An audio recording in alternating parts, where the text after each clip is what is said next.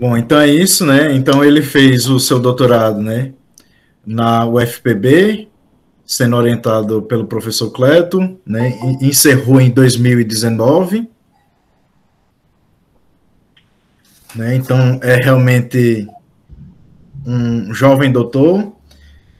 Atualmente é professor da UFCG, né? E hoje vai nos presentear com certamente com uma belíssima palestra, tá? E aí eu passo a bola para você, Tiago. Boa apresentação e pode tocar o barco. Bem, Ezequiel, primeiramente gostaria de agradecer, né, ao professor Zaqueu pelo convite. É sempre um prazer falar de álgebra computativa e agora pela primeira vez para o público da UFS. Então, hoje, minha proposta de hoje é falar sobre um paper, tá, que eu fiz em colaboração com o professor Cleto, tá, durante o meu período no doutorado, e que fornece basicamente critérios para a gente poder, critérios suficientes para a gente garantir a liberdade do módulo de derivações. Tá? Por isso que o título da palestra é a liberdade do módulo de derivações sobre domínios. Aí a palestra de hoje ela está dividida em 4 partes. Tá? A primeira delas são as preliminares, para poder criar uma ponte entre o que eu vou assumir como pré-requisitos mínimos e o que eu vou falar. Tá? E os pré-requisitos mínimos, vamos dizer assim, eu estou assumindo que é a álgebra básica aí da graduação, porque eu sei que sempre aparece gente da graduação também querendo assistir, tá? Então, se por acaso você achar algumas definições muito básicas, é porque eu estou assumindo isso, tá? Estou assumindo só a parte de grupos e anéis, que o básico que os alunos veem na graduação. Logo depois eu vou falar sobre definir, né, o módulo de derivações e falar sobre o problema de liberdade. Fazer também uma motivação sobre como a proposta, de como a gente chegou no nosso resultado, caminho. Enfim, nós vamos apresentar na terceira parte, apresentar para vocês o resultado principal. E, por fim, trabalhar, explorar algumas consequências em forma de corolários. Tá? E esses corolários vão nos ajudar a entender mais ou menos a dimensão da generalização que a gente conseguiu em comparação com o resultado original. Bem, vamos começar com as preliminares. Tá? Primeiro eu vou começar aqui com a definição de anel noetheriano. Tá? Dizemos que um anel comutativo com identidade A é noetheriano quando todo ideal é finitamente gerado.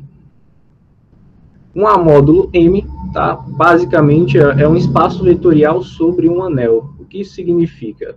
Um A módulo é uma estrutura algébrica com 2 operações, adição e multiplicação, por escalar, entre aspas, que satisfazem aquela mesma 8 axiomas de espaço vetorial. A diferença é que o produto por escalar que você está trabalhando não é sobre um corpo, em si sobre um anel. Tá? Isso aí é um módulo que pode ser visto como uma generalização aí da noção de espaço vetorial. Um A módulo livre, tá? É um A módulo que possui uma base.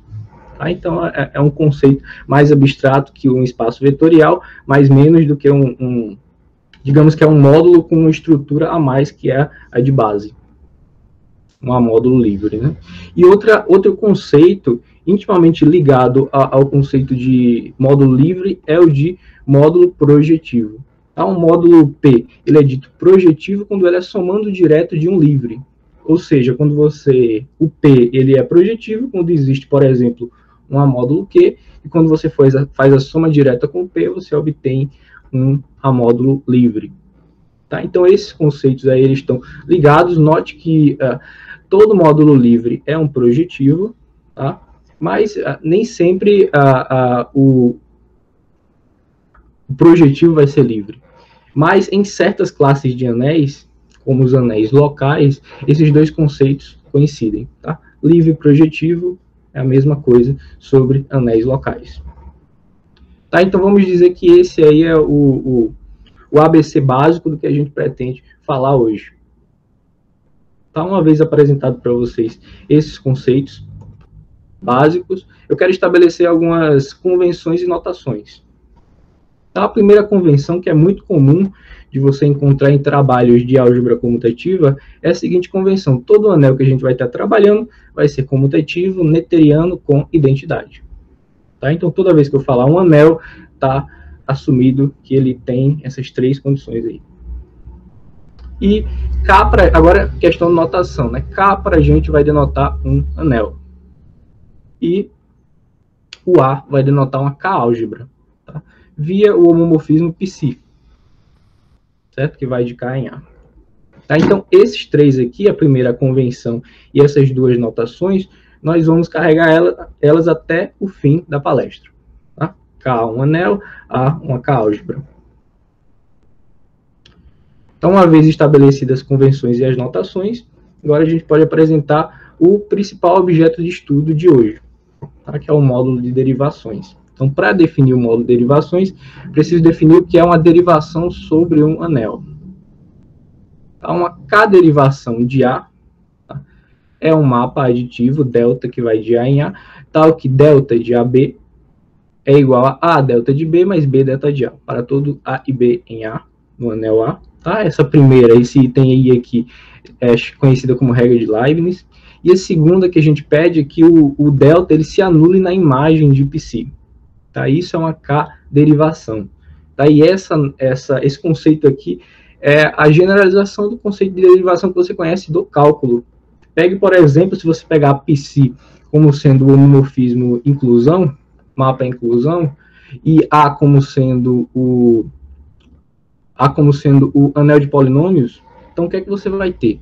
Você vai ter que, essa segunda condição aqui, ele está te pedindo que uma derivação ela se anule sobre o K. Em outras palavras, que uma derivação anule as constantes. Tá? Então, esse que é uma propriedade muito famosa, né, das derivações que você vê, por exemplo, no cálculo.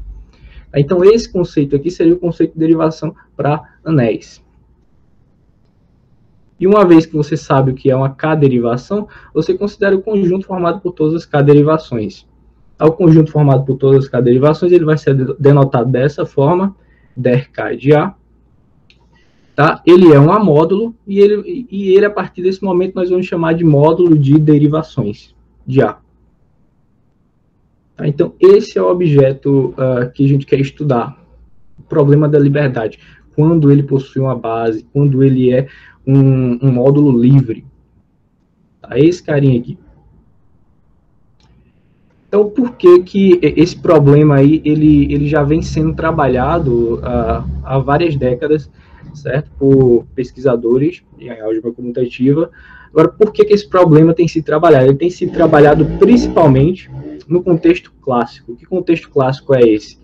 É quando você pede que o K seja um corpo de característica zero, tá? E o A seja uma álgebra essencialmente de tipo finito.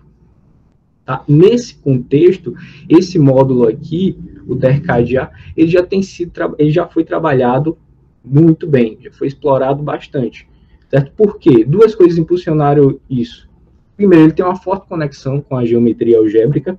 Tá? Ele pode ser visto como o campo de vetores tangentes numa variedade algébrica. E ele também, esse módulo, ele aparece pelo menos em duas conjecturas famosas na álgebra, que é a conjectura de Zariski-Lippmann e a de Rezzo-Vasconcelos. Tá? Isso tudo no contexto clássico. Tá? Então, isso impulsionou o estudo desse módulo, os impactos, condições suficientes e necessárias para a liberdade desse módulo aí. E ele foi extensivamente estudado.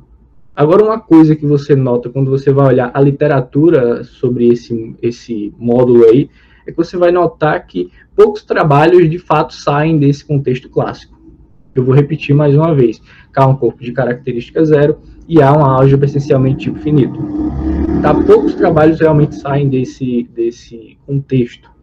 Tá? E um deles é o paper do Alok Kumar Maloo, tá? Intitulado The Module of Derivations of Regular Local Rings. Tá? Nesse paper aqui, ele trabalha com esse módulo de derivações, tá? No mesmo contexto que a gente está trabalhando aqui, que a gente convencionou. K, ele é um anel, não um corpo de características zero, K é um anel, e A uma K-álgebra. É nesse contexto que o Malu trabalha o critério para a liberdade do módulo de derivações.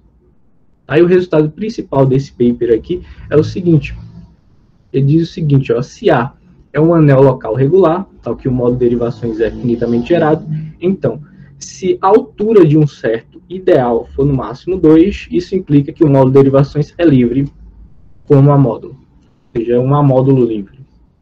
Tá? Primeiro, esse ideal aqui, a gente vai ver ele daqui a pouquinho.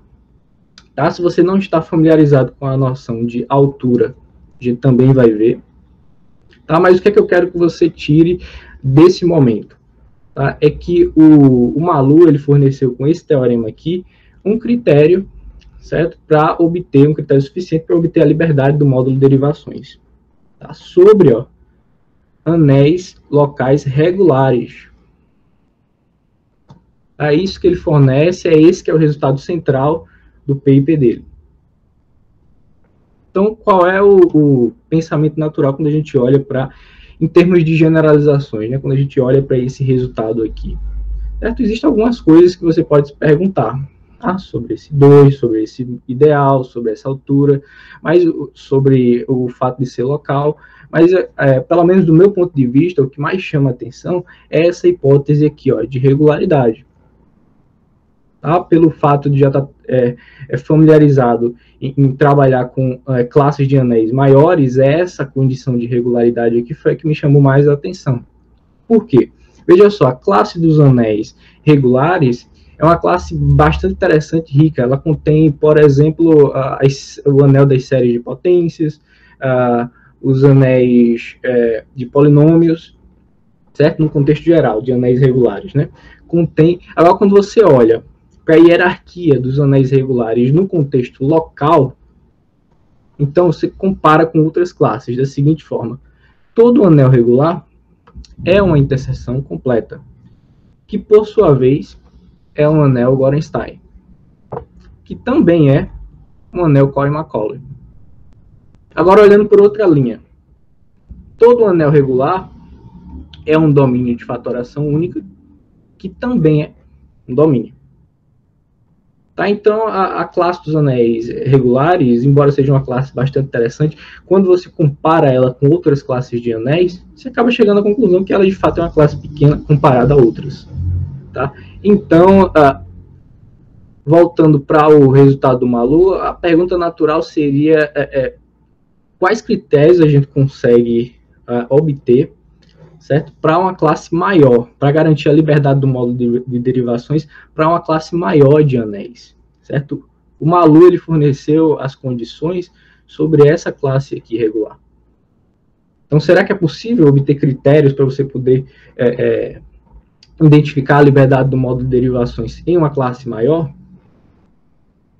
Aí esse foi o nosso primeiro questionamento, certo? A hipótese de regularidade do teorema. Então, o que a gente fez aqui?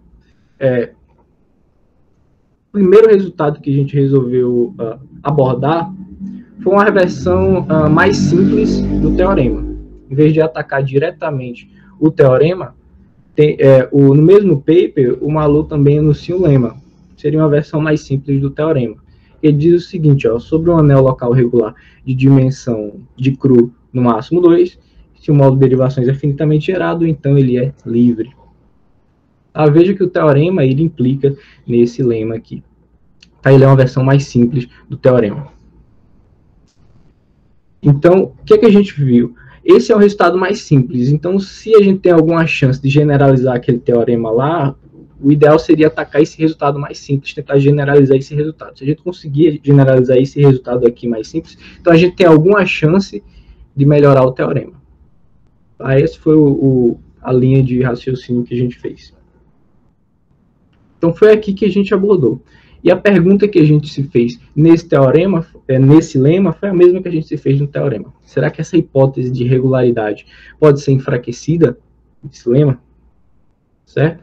E a resposta que nós obtemos foi positiva, certo? Nós analisamos a prova do lema e adaptamos as hipóteses para poder enfraquecê-las.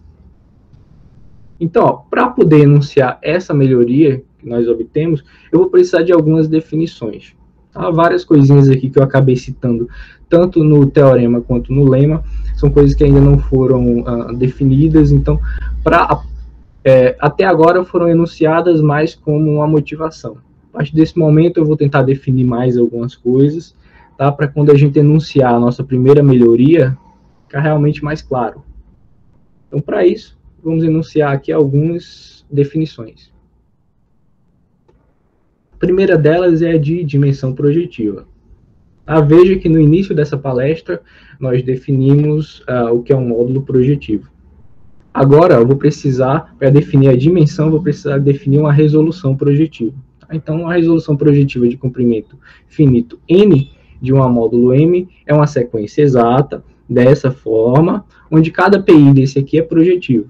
Tá? Lembrando que uma sequência exata é uma coleção de amódulos e de homomorfismos, tal que a imagem do homomorfismo da esquerda é igual ao núcleo da direita.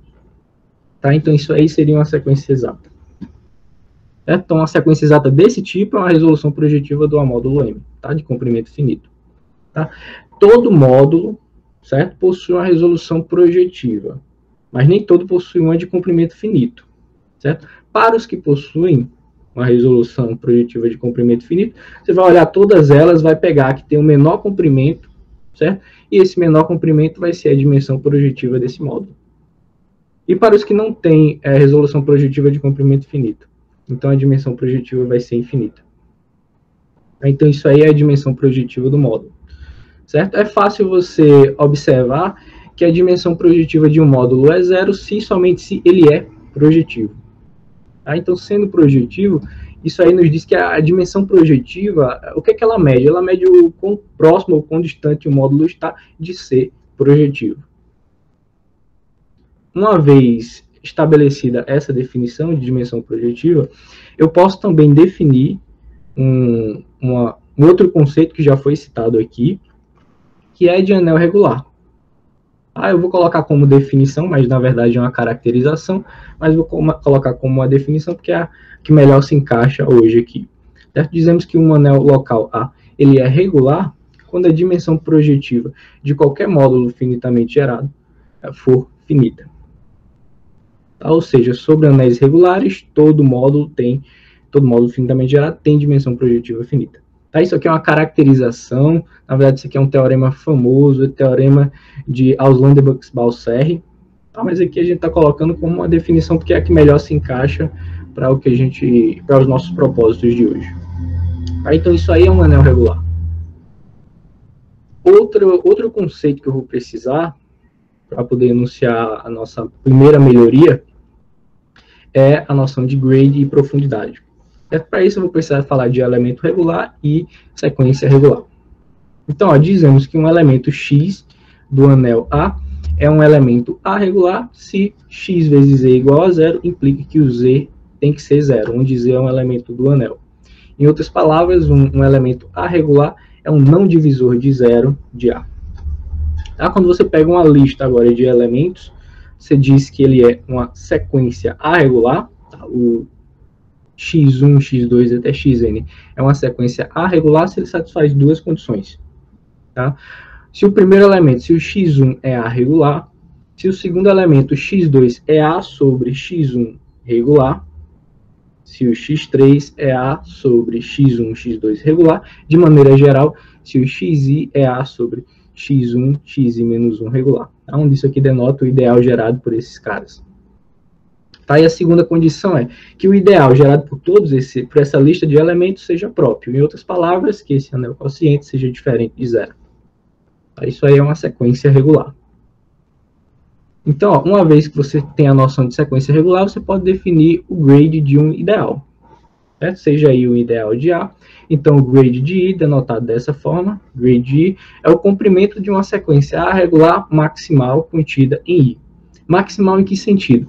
Se você adicionar qualquer outro elemento nessa lista de elementos, ela deixa de ser uma sequência regular. Então, você pega uma sequência A regular maximal dentro do I, o comprimento dessa sequência, a quantidade de elementos dentro dessa sequência, vai te dar o grade de I. Tá? E no contexto local, quando você pega o grade do ideal maximal, esse invariante tem um nome, chamado de profundidade do anel. Certo? E é denotado dessa forma, det de A. Profundidade de A é o grade do seu ideal maximal. Tá? E essa noção aqui de profundidade, tá, vai aparecer no nosso resultado seguinte. Tá? Que é a nossa primeira melhoria, vamos dizer assim, né, cronologicamente falando. Tá? Uma vez que a gente analisou o lema do Malu, foi essa melhoria que nós conseguimos enunciar para vocês. Seja um anel local, com profundidade no máximo 2, tal que o módulo de derivações é finitamente gerado. Então, se o módulo de derivações tem dimensão projetiva finita, então ele é livre. Tá? Então, vamos analisar agora e vamos comparar esse resultado com o lema que nós estávamos tentando melhorar. Primeira coisa aqui que você nota é que você não está mais encaixando. A condição de regularidade sumiu completamente. A condição de regularidade, a hipótese de regularidade no anel. Tá? Você não colocou, você não trocou por interseção completa, por Gorenstein, Coy e Macaulay. Você simplesmente retirou essa condição. Claro que você pagou um preço por ela. Que preço foi esse? Pedir que o módulo de derivações tenha dimensão projetiva finita. Tá? Mas veja que esse acaba sendo um preço barato, certo? A se cobrar, tirando a hipótese de regularidade. Por quê? Lembre-se da definição de anel regular. Você precisa que todo módulo finitamente gerado tenha dimensão projetiva finita. Certo? Aqui a gente só está pedindo que um tenha. Certo? Que é exatamente o módulo de derivações. E a outra melhoria que a gente também pode destacar aqui é a profundidade. Certo? O lema, ele pedia que fosse a dimensão. Certo? Claro que lá no contexto de regular, essas duas noções coincidem, dimensão e profundidade. Certo? Mas uma vez que você sai do contexto Coy e Macaulay, de anéis Coy e Macaulay, esses dois invariantes diferem. Tá? A profundidade acaba sendo menor do que a dimensão. Então aqui você está pedindo que a profundidade seja no máximo 2, e não a dimensão. A dimensão pode ser maior. Tá? Então você também está sendo enfraquecida essa hipótese sobre a dimensão. Então foram essas duas melhorias que a gente conseguiu com relação ao lema. Tá? E aqui eu abro um parêntese, tá, para mencionar o seguinte. Esse resultado, retirando o paper, esquecendo o paper do Malu e focando só nesse resultado aqui, ele também tem um próprio valor. No seguinte sentido, ele fornece uma família, uma classe de anéis, uma família de anéis para os quais a conjectura de Hessel-Vasconcelos é válida. Tá? O que é que diz a conjectura? Dimensão projetiva do módulo de derivações finita implica que ele é livre. Isso no contexto clássico, contexto álgebra geométrico que eu mencionei antes, certo? K, corpo de característica zero, e há uma K-álgebra essencialmente tipo finito. Aqui a gente está fornecendo uma família de anéis para os quais é válida essa conjectura, e essa família é ainda mais geral do que é pedida à conjectura. Tá? Então, esse resultado aqui ele tem o seu próprio valor, tá? Retirando, esquecendo, vamos dizer assim, inicialmente o paper do Malu. Certo? Agora, fechando esse parêntese e voltando novamente ao nosso objetivo, que era generalizar o lema, beleza, generalizamos o lema do Malu. Mas lembre-se que o nosso propósito é melhorar o teorema. E o teorema ele não restringe a dimensão do anel, certo? Nem a profundidade. Tá? Então, querendo ou não, esse resultado aqui a gente enfraqueceu bastante o lema, certo? Mas a gente ainda está restringindo um invariante importante do anel, que seria a profundidade. Tá? Então, o que é que a gente vai fazer aqui para melhorar ainda mais esse resultado? A gente vai fazer o que o Malu fez. O Malu ele tirou toda a responsabilidade aqui do anel e ele jogou em um ideal. Certo? Aquele idealzinho, a altura daquele ideal menor ou igual que 2 implica módulo de derivações finita. Certo? Ele pegou toda a responsabilidade do anel e jogou sobre esse ideal. Então é isso que a gente vai fazer aqui também. Certo? Então, para isso, a gente vai definir o ideal que o Malu usou. Então, ó, vamos apresentar o seguinte conceito, tá? Um ideal I contido em A é chamado diferencial se delta de I está contido em I para todo delta K derivação de A. Agora, um ideal I é chamado maximalmente diferencial, tá? Se ele é um elemento maximal desse conjunto aqui, ó. Esse conjunto é formado por todos os ideais diferenciais próprios de A. Tá? Então, a gente tem um ideal diferencial e um ideal maximalmente diferencial, ou seja, ele é maximal com respeito à inclusão. Então, ó, algumas observações sobre esses ideais maximalmente diferenciais.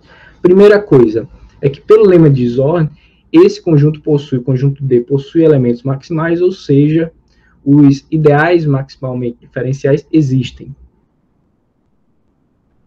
A segunda observação é a seguinte: se você está no contexto local, um contexto de anel local, esses ideais maximalmente diferenciais só existe um deles, ele é único. Aí, sendo único, a gente vai colocar uma anotação para ele. Essa anotação aqui, ó. Aí, isso aqui é um P de AK. Aí, isso aqui parece muito um B, mas é a forma da letra, mas isso aqui é um P. Tá? Então, isso aqui vai denotar para a gente, de agora em diante, no contexto local, ele vai indicar o ideal maximalmente diferencial do anel. Então, aqui, ó, ainda no caso local, você sabe que você tem esse ideal aí, certo? Então, por um paper do Lequan, a gente tem informações, a gente consegue obter informações sobre esse ideal. Olhando o quê? Olhando a característica do anel quociente. É a seguinte forma: se a característica do A sobre o maximalmente diferencial for zero, então o que você obtém sobre ele é que ele é um ideal primo. Se a característica for positiva desse anel quociente, então o que você obtém é que esse ideal é M primário. Então são essas informações que a gente consegue retirar até o momento do ideal maximalmente diferencial. Então, agora que você sabe o que é ideal maximalmente diferencial, você já sabe o elemento-chave para o teorema do Malô. Certo? Outra coisa, a gente pede que a altura dele seja no máximo 2. Certo? Como a noção de altura, em geral, não é vista... Pessoal, vocês estão me ouvindo bem? Está passando um carro de som aqui, tá? Não sei se vocês estão me ouvindo bem. Está ouvindo bem, Tiago. Eu estou conseguindo ouvir bem. Pronto, ok. Vou dar... Evite tocar os olhos, nariz e boca. Use máscara ao precisar sair de casa. Agora aumentou, agora tá ruim. Estou esperando um momentinho aqui para ele passar. Acho que agora já está melhor, né? Então, agora, para eu poder enunciar o nosso teorema principal, eu vou fechar só uma lacunazinha que falta, que é a noção de altura. Certo? A noção de... Se você pagou um curso de álgebra comutativa, muito provavelmente muitas definições que eu falei aqui você já sabe. Então, ok. Mas se você não pagou, então isso aqui é só para tapar essa lacunazinha. Tá? Então, a altura, que é um invariante que aparece nos nossos resultados, vai ser definida agora. Certo? A altura de um ideal primo, tá? Ele é definido da seguinte forma. A altura é denotada dessa forma. A altura de P é igual ao supremo, certo? Desse nzinho aqui, ó, tal que existe uma cadeia de primos que vai do P0 até o Pn, e o Pn tem que ser o P, tá? Onde cada um desses Pi aqui, ó, são primos. Então, o que é isso? A altura basicamente mede o tamanho do seu ideal primo conforme quantos ideais primos você consegue colocar dentro dele, em forma de cadeia, né? Então, ele mede o tamanho do ideal dessa forma, do ideal primo dessa forma. Tá? Então, isso aqui é a altura de um primo, certo? E se o ideal for mais geral, se for um ideal próprio, qualquer, então o que é que você faz? Você pega os primos que contém ele, certo? Calcula a altura dos primos que contém ele, o ínfimo dessas alturas vai te dar a altura do seu ideal. Tá? Claro que existem outras formas aí de definir essa altura aí, certo? Em outros contextos, mas aqui eu estou dando só a ideia geral de altura. Tá? Que é de medir o tamanho de um ideal com base nos primos dentro dele. E Já que eu defini a altura, vamos definir também o último invariante aí, que também apareceu hoje, que é a dimensão, certo? Dimensão de cru de um anel, certo? No contexto local, certo? A dimensão de cru do anel local A, certo? É definido como sendo a altura do seu maximal. Certo? Mais uma vez aqui, essa dimensão de cru pode ser definida de uma maneira, não precisa ser o anel local, tá? Mas aqui a gente está deixando tudo encaixadinho para o nosso contexto, para o que a gente está trabalhando hoje. Então aqui, já definida todas as coisas que a gente precisava, nós podemos enunciar, tá, o nosso resultado principal de hoje. Tá? Que é esse aqui, ó. Seja A um domínio local, tal que o módulo de derivações é finitamente gerado. Então, você precisa de 3 condições aqui para garantir a liberdade dele. Quais são essas 3 condições? Módulo de derivações tem que ter dimensão projetiva finita. Segunda condição, o grade do ideal maximalmente diferencial tem que ser igual à sua altura. Terceira condição, essa altura tem que ser no máximo 2. Certo? Isso é suficiente para garantir que o módulo de derivações ele é livre. Tá? Então, esse resultado aqui, ele generaliza o resultado do Malu. Tá? E aqui, para a gente comparar, o que o Malu fez foi fornecer um critério para garantir a liberdade sobre anéis locais regulares. Tá? O que a gente está fazendo, o que a gente conseguiu, é também obter um critério para a liberdade, mas agora sobre um domínio, tá? Que é uma classe de anéis bem mais ampla do que a de anéis regulares. Tá? Agora veja, a gente está pagando um preço, obviamente. Tá? E uma generalização vai vir de graça. Certo? Então, ó, o Malu ele te dava uma condição. Qual era essa condição? A altura do maximalmente diferencial ser no máximo 2. Certo? Aqui, em domínios, a gente está exigindo 3. A gente está pedindo 3 condições. Quais são elas? Dimensão projetiva do módulo de derivações ser finita, grade do maximalmente diferencial ser igual à altura, certo? E aí a última condição é a mesma do Malu. Essa altura tem que ser no máximo 2. Tá? Então é essa aqui, vamos dizer assim, a comparação, né, com o resultado do Malu. E também isso aqui é para ilustrar, veja só, aqui é uma condição e aqui são 3 condições, certo? Que a gente conseguiu. Então, é de se esperar, veja que a diferença de um para o outro é grande das classes de anéis. Então, é de se esperar que se você diminuir um pouco mais, esse nível essa classe de anéis mais geral, se você diminuir um pouco mais, é de se esperar que você também consiga diminuir o número de condições que você está pedindo, certo? Aqui é 1, aqui é 3. Então, será que se eu diminuir mais, não precisa ser domínio, você pede um pouco mais. Domínio com mais outra condição. Será que eu consigo diminuir essa quantidade de condições, né? E a resposta é positiva. E a gente vai ver isso nos nossos próximos corolários, certo? Explorando as consequências em forma de corolário desse teorema. Certo? Nosso corolário 1. Nosso corolário 1, ele diz o seguinte, ó. Se A é um domínio local Cory-Macaulay, tal que o módulo de derivações é finitamente gerado, então, se a dimensão projetiva do módulo de derivações é finita e se a altura do maximalmente diferencial é no máximo 2, então ele é livre com uma módulo. Tá? Então, vejam, você agora está pedindo 2 condições. Tá? E onde é que você está? Comparando com os diagramas que a gente já mostrou hoje, né? Você está aqui, ó. Você está pedindo ainda que é domínio, já que é uma consequência do nosso teorema. Então, tem que ser domínio. Você está pedindo que ele seja Cory-Macaulay. Então, veja que isso aqui ainda engloba o caso do Malu, o caso regular. E veja, aqui são 3 condições, aqui são 1, e agora que a gente diminui um pouco, a gente só está pedindo 2. Certo? E veja que esse corolário aqui, ele é uma consequência imediata do teorema, porque sobre anéis Cory-Macaulay, a grade e a altura, eles coincidem. Tá? Isso é um fato geral. O grade e a altura, eles coincidem de um ideal sobre essa classe de anéis. Então, por isso que você imediatamente conseguiu diminuir o número de condições. Então, isso aqui ele é um corolário imediato. Um outro corolário esse não é mais tão imediato, certo?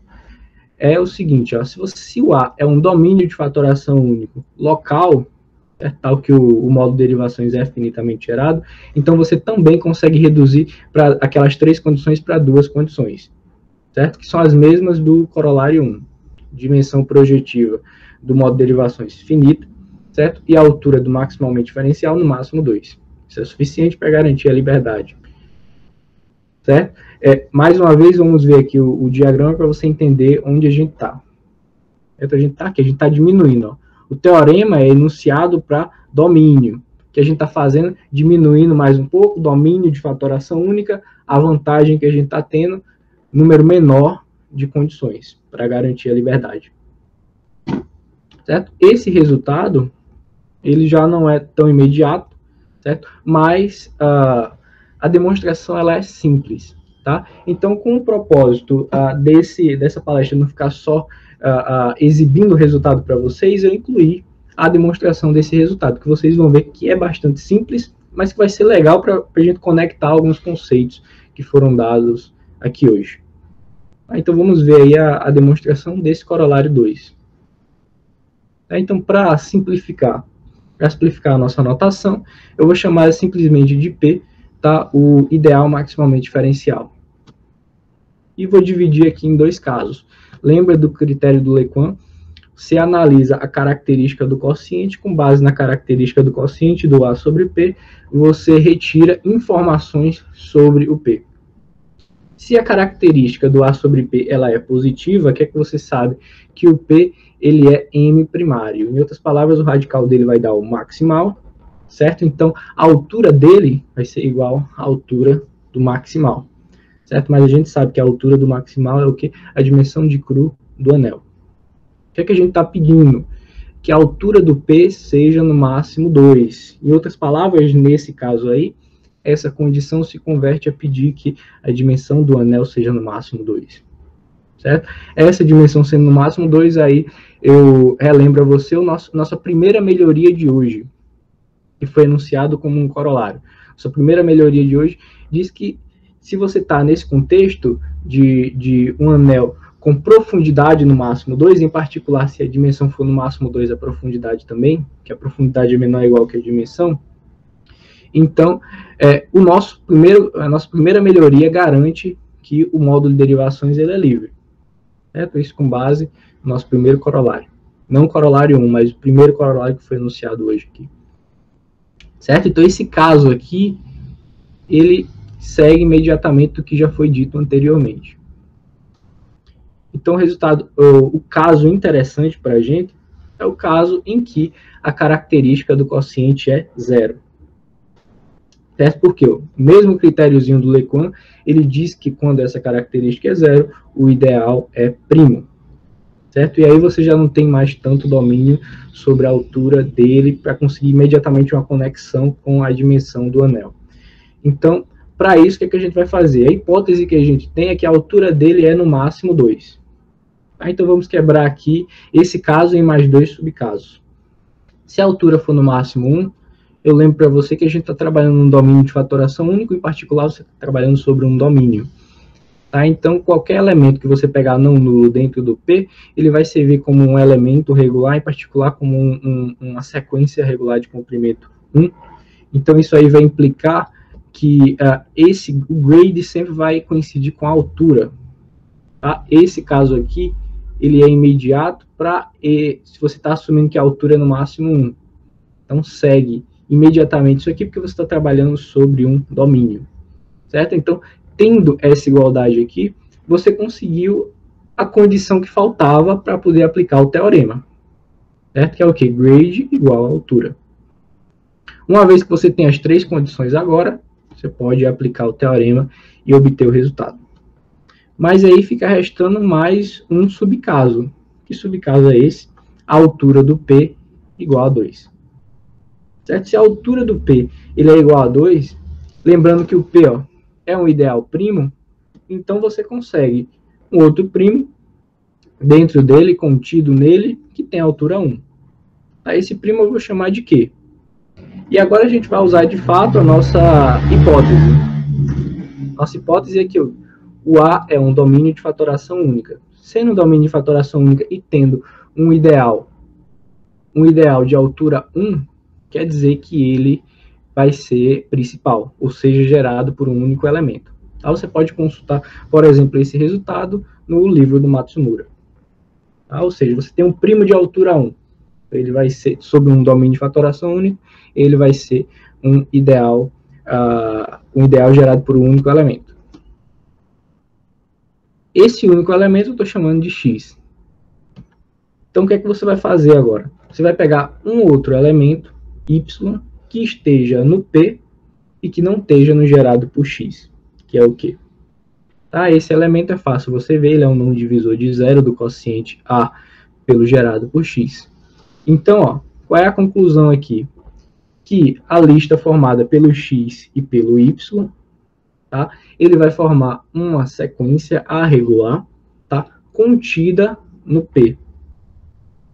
Certo? Conclusão, pela definição de grade, o grade do P tem que ser pelo menos 2. Tá? Já que o grade é dado pelo comprimento de uma sequência A regular maximal. Você já tem uma sequência aqui de comprimento 2. Tá? Então, a maximal é pelo menos 2. Mas, ó, o grade ele é menor ou igual que a altura. E a altura a gente sabe que é 2. Tá? Então, conclusão, o grade e a altura coincidem, ambas são iguais a 2.